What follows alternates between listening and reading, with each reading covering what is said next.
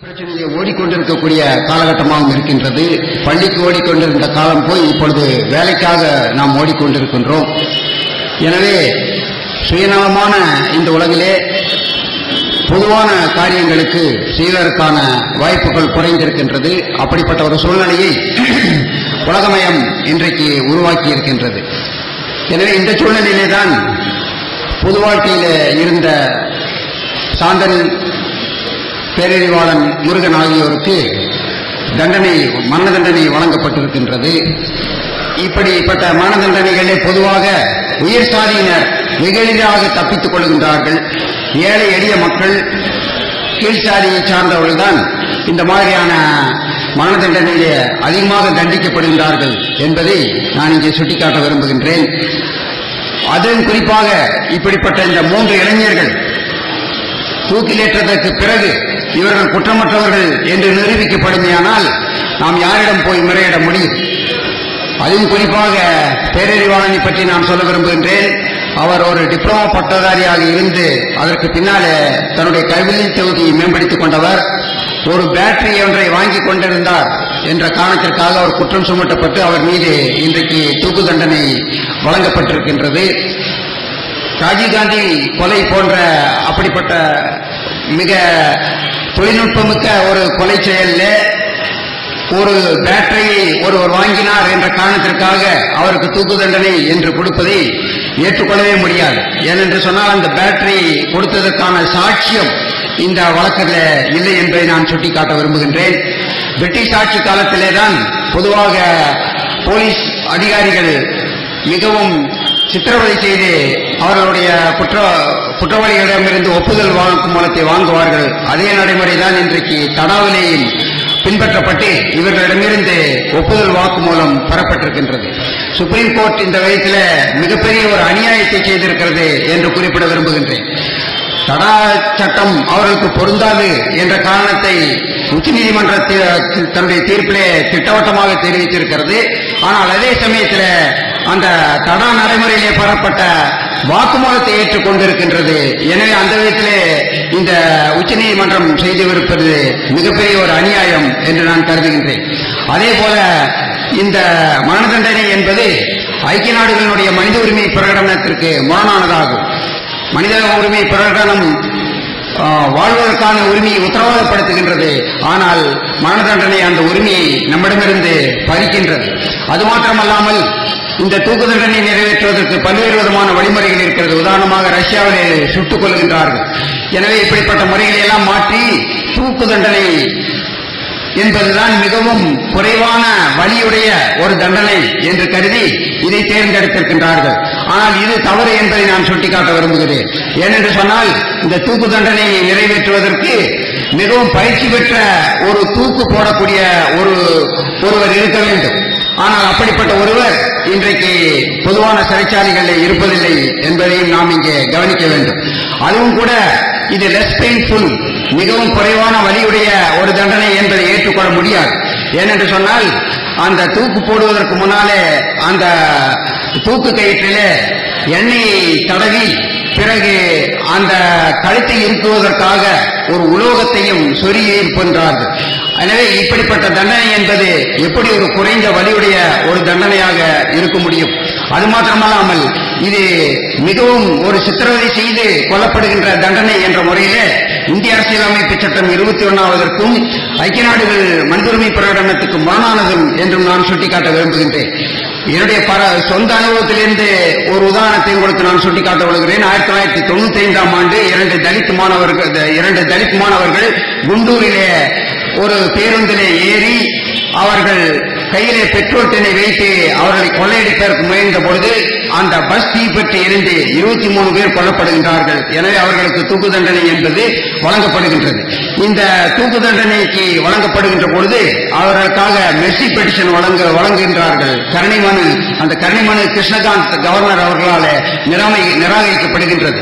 பிறகு 2வது ஒரு கருணை மனு கொடுக்கப்பட்ட பொழுதும் அதுவும் நிராகரிக்கப்பட்டது. அந்த சமயத்திலே ஞானபீட பரிசை வாங்குவதற்காக மிகச்சிறந்த எழுத்து படைப்பாளியாகிய மகாஸ்வேதா தேவி அவர்கள் இந்த ஞானபீட பரீட்சை வாங்குவதற்கு முன்னாலே அவர்கள் இந்த கருணை மனுவை கொடுத்து இவர்களுடைய தூக்கு தண்டனை நிறுத்த வேண்டும் என்று குறிப்பிட்டார்கள். அந்த விழாவிலே மண்டேலா அவர்கள் சிறப்பு விருந்தினராக இருக்கின்றார். இந்தியாவுடைய ஜனாதிபதி அங்கே உட்கார்ந்து கொண்டு மகேஸ்வர தேவி கொடுத்த கருணைமணி வாங்கி தன்னுடைய சட்டை பையிலே போட்டுக் கொள்கின்றார். எனவே இதையெல்லாம் குறிப்பிட்டு PUCL அமைப்பை சார்ந்த நித்யா ராமகிருஷ்ணன் அவர்கள் மிக தெளிவாக இப்படிப்பட்ட செய்திகளை எடுத்து வாதிட்டு நேரடியாக அவரிடம் கருணை மனு கொடுக்கப்பட்டதையெல்லாம் எடுத்து கூறி பல்வேறு சட்ட நியாயங்களை வைத்து இந்த தூக்கு தண்டனை நிறுத்த வேண்டும் என்று மிகப்பெரிய அளவுக்கு முயற்சி செய்தார்கள்.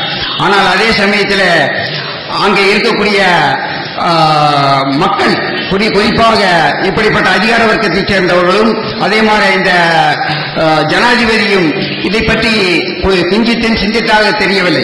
ஏனென்றால் சொன்னால் தூக்கில் போடுவது என்பது எவ்வளவு பெரிய அவலமிக்க அனுபவம் என்பது அவர்களுக்கு தனிப்பட்ட முறையிலே ஒரு சுய அனுபவமாக அவர்கள் இல்லாத காரணத்தினாலே இதை பற்றி கவலைப்படாமல் நீதிபதிகள் தூக்கு தண்டனை கொடுப்பதும் ஜனாதிபதிகள் கருணை மனுவை நிராகரிப்பதுமான செயல் இந்தியாவில் நடைபெற்றுக் கொண்டிருக்கிறது. ஒரு நீதிபதியோ அல்லது ஒரு ஜனாதிபதியோ தூக்கில் போடுமாறு நேரடியாக அவர்களுக்கு ஒரு பணியை கொடுத்தோம் என்று சொன்னால் அவர்கள் இப்படி செய்வார்களா என்பதையும் நாம் இங்கே சிந்தித்து பார்க்க வேண்டும். ஏனென்று சொன்னால் தூக்கில் போடுகின்ற பொழுது அவர்கள் எழுக்கக்கூடிய அந்த கருவியானது மிகப்பெரிய சத்தத்தை எழுப்பி அங்கே கீழே இருக்கக்கூடிய அந்த மேடையை நீக்கும். அதன் உள்ளே அந்த தூக்கு போடப்பட்டவர் கீழே எடுத்து செல்லப்படுவார். இது ஒரு கொடுமையான அனுபவமாகும். இது மனிதனுடைய வாழ்க்கையை உத்தரவாதப்படுத்தக்கூடிய ரைட் டு லைஃப் என்று சொல்லக்கூடிய உயிர் வாழ்வதற்கான உரிமையை பறிக்கக்கூடிய ஒன்றாகும். எனவே இப்படிப்பட்ட இந்த போராட்டத்தை கையில் எடுத்து அந்த தலித் மாணவர்களை நாங்கள் விடுவிக்க வேண்டும் என்று முயற்சி செய்த பொழுது நக்சலைட் இயக்கத்தை சார்ந்த சத்தியமூர்த்தி போன்றவர்கள் மிகப்பெரிய அளவிற்கு தலித் மக்களை திரட்டி அவர்களுக்கு ஆதரவாக நின்றார்கள். ஏனென்று சொன்னால் அப்பொழுது எழுப்பப்பட்ட கோஷம் என்னவென்று சொன்னால் இப்படிப்பட்ட தூக்கு தண்டனைகள் உயர் சாதியினருக்கு வழங்கப்படுவதில்லை, ஆனால் தாழ்ந்த சாதியினர் தான் இப்படிப்பட்ட தூக்கு தண்டனைக்கு இரையாகின்றார்கள் என்பதை மக்களிடம் ஒரு விழிப்புணர்ச்சியாக நாங்கள் எடுத்து குறிப்பிட்டோம். இவர்கள் இவ்வாறு கொள்ளையடிப்பதற்கான காரணம் என்ன என்பதை நாம் சிந்தித்து பார்க்க வேண்டும். வெறும் கொள்ளை என்பதை மேலோட்டமாக பார்க்கக்கூடாது. அந்த தலித் மாணவர்கள் கொள்ளையடிப்பதற்கான சமூக பொருளாதார பின்னணி என்ன என்பதை நாம் சிந்தித்து பார்க்க வேண்டும் என்பதை நாங்கள் மக்களிடம் விளக்கிய பொழுது அது மிகப்பெரிய ஒரு மக்கள் இயக்கமாக மாறியது. அந்த சமயத்தில் இன்னொரு காரியத்தையும் நாங்கள் செய்தோம். இந்த மரண தண்டனை என்பதை முற்றாக ஒழித்து கட்ட வேண்டும் என்பதற்கான பிரச்சாரத்தை மிகப்பெரிய அளவிற்கு நாங்கள் எடுத்துச் சென்றோம். அதற்கு ரஜினி கோத்தாரி போன்றவர்கள் மிக உதவிகரமாக இருந்தார்கள். அந்த ரஜினி கோத்தாரினுடைய உதவியினாலே மந்திரி சபையிலேயே இதற்கு ஒரு இடைநிறுத்தம் வாங்குவதற்கு எங்களால் சாத்தியமாகிற்று. அந்த சமயத்திலே குஜரால் அவர்கள் ரஜினி கோத்தாரியோடு மிக நெருங்கிய தொடர்பு கொண்டிருந்த காரணத்தினாலே குஜரால் மற்றும் திருமதி குஜரால் ஆகியோரிடம் சொல்லி இதை நிறுத்துவதற்கு நாங்கள் முன்முயற்சி எடுத்தோம். அதற்கு பின்னாலே வந்த KR நாராயணன் போன்றவர்களும் தொடர்ந்து மரண தண்டனை குறித்து எந்தவிதமான முடிவையும் எடுக்காமல் இருந்தார்கள் என்பதை நான் சுட்டிக்காட்ட விரும்புகின்றேன். அதே சமயத்திலே இந்த மரண தண்டனை பொறுத்த வரைக்கும் இன்னொரு விஷயமும் நாங்கள் இந்த தலித் மாணவர்களுடைய விஷயத்திலே செய்தோம். ஒரு மரண தண்டனை கைதி வழக்கு நடைபெற வேண்டுமானால் ஒரு திறமையான வழக்கறிஞர்கள் அவர்களுக்கு நியமிக்கப்பட வேண்டும். ஆனால் இந்த தலித் மாணவர்களுடைய வழக்கிலே திறமையான வழக்கறிஞர்கள் நியமிக்கப்படவில்லை என்பதையும் நாங்கள் எடுத்து சுட்டிக்காட்டினோம்.